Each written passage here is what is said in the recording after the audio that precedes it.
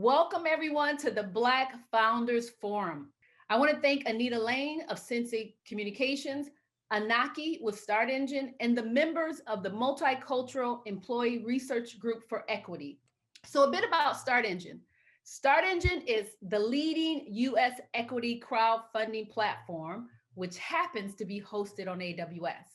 It allows everyday people to invest in startups and supporting companies to raise capital directly from their customers and a large community of over 300,000 plus investors. Now I'd like to introduce you to our moderator, Afori Agapa. Julia, thank you.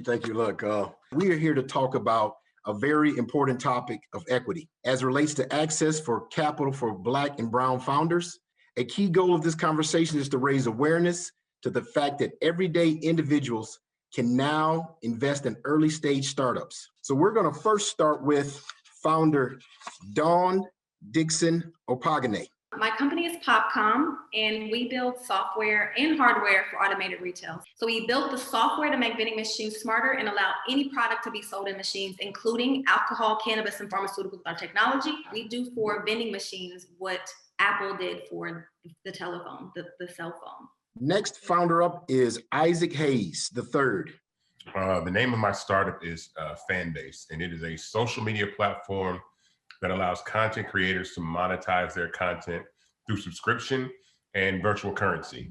Most content creators, which is everyone, I consider all of us content creators, we generate this enormous amount of content and we don't get paid for it. And most of these platforms use our collective community to run ads and make billions of dollars, and they don't return any of that money to the content creator. You sound like you're solving a real problem. Not being paid for your talents is a big problem. So next founder, Dr. Ahmad Glover. Wireless electrical grid, local area network, WIGGLE, is all about getting you power the same way that you get Wi-Fi. Everything is interconnected and it's smart, and it's feeding us on, right? I'm sitting here with a gaggle of mobile devices, right? It's feeding us all this information on our mobile devices. But right back to my time in the Air Force, the thing that's killing us is access to power. So the wireless power industry is kind of the next S-curve. It's the next innovation. It's the new frontier, and folks are fighting feverishly to get into this space. So let's go to founder Chloe Cheyenne. Hey, everybody. Thank y'all for having me. I'm Chloe. I'm the founder and CEO of Community X, which is a new social network for social good. We refer to ourselves as a coalition building tool that allows like-minded change makers to be able to connect with one another around common causes. So we were actually beta testing throughout H2 of last year. We did help a lot with the election, so the general election and then the Georgia runoffs as well. We just took our app off of the stores because we're getting ready to do a big relaunch next month, which is really exciting. And from there, we're going to be onboarding organizations like different chapters of BLM, the Women's March, Anti-Recidivism Coalition, and a whole bunch of activists across the space who have been waiting for this new app to launch. So we're really excited to see what the impact is going to be after March. So our next founder is Tamar Blue. Hi, everyone.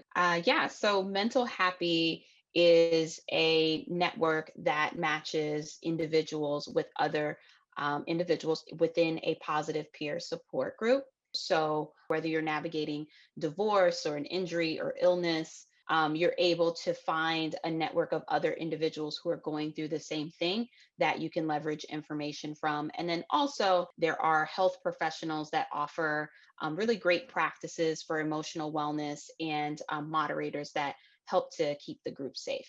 All right, our next founder is Ray Phillips. My company is Soap Socks. Soap Socks, we like to call them the next generation of washcloths for kids. So just think of an adorable hippo or shark, looks like a plush character. They're specifically designed for the bathtub, meaning that a kid can open the hippo or shark's mouth, feed them liquid soap, and turn bath time into a fun time between parent and child. I previously worked as a program director at a group home for kids where a child refused to take a bath because he couldn't take his favorite stuffed animal into the bath. And so I did what most parents do. You think outside the box to get you through it. And Soap Socks was born. So I'd like to ask each founder to join us for the full panel to talk more about these issues of equity as it relates to accessing capital and building wealth. I'll jump in. Oh, go ahead. Please. All right. Well, Don, it has everything to do with you.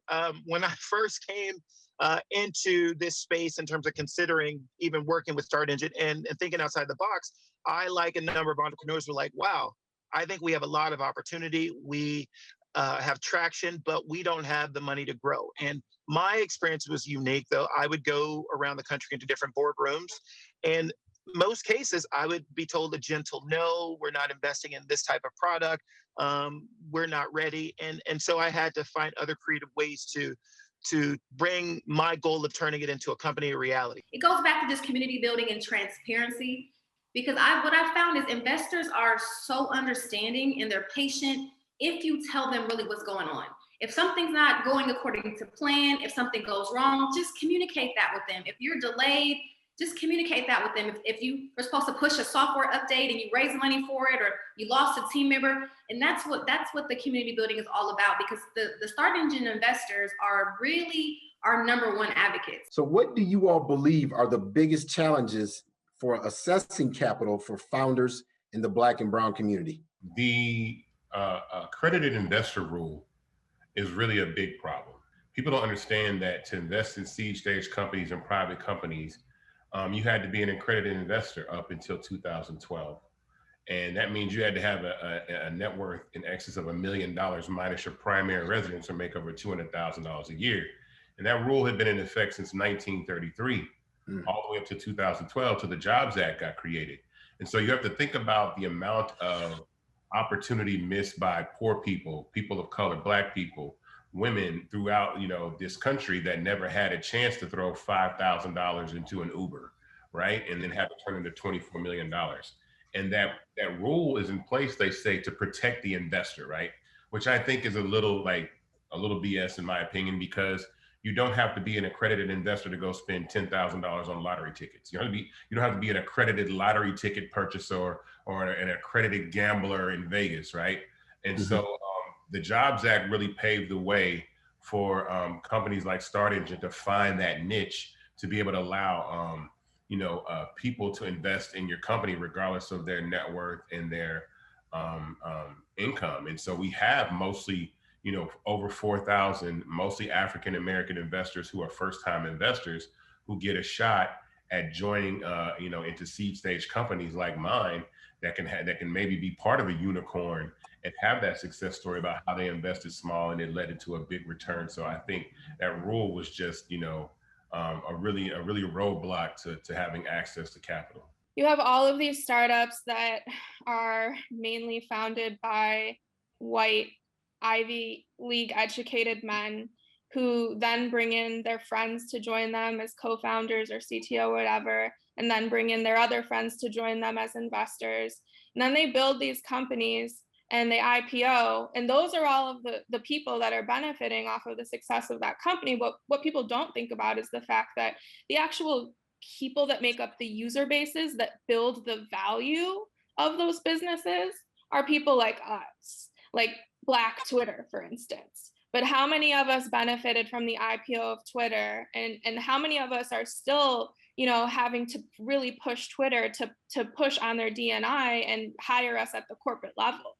And so I think, this really does, it democratizes the opportunity. And so when you see that next generation, that next wave of startups IPOing and exiting, there's a real potential for the people who benefit from that success to not only be us as users, but us as investors. And how has Start Engine helped your business, and what advice would you give to other Black founders as it relates to raising capital for the crowd? It really prepares you. If IPO is like your goal one day, it really prepares you for what that possibility is like, because you have to be extremely communicative, very transparent with your financials.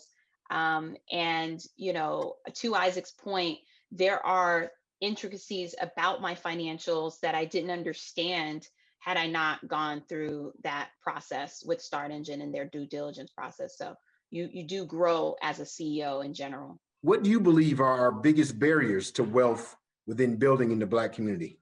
Our biggest barriers are two: access to information and trust of the information. You get so much bad information. and then trust, right? And so then you do find out good information. You got so many experiences of the bad that you just don't want to use it. I cannot tell you how many people that I have begged to go to Start Engine because they've got amazing products, amazing talent, but they've been fed so much bad information that it's hard to get them to see through. And sadly, maybe it's just me, I've learned that I can't push them. I have to wait for them to be at the right moment in the right time in their experience to be ready to move forward. You also can't be intimidated because this process, once you see what's in front of you, Start Engine, a lot of people get intimidated. You have to know your business. I think everybody just can't raise capital. There's a certain amount of due diligence on your part as a founder that you have to do, because I've had friends of mine in this space that are in the crowdfunding space that do similar things in other companies. And they say a lot of times with the Black community, they start the process and never finish it because it seems so intimidating.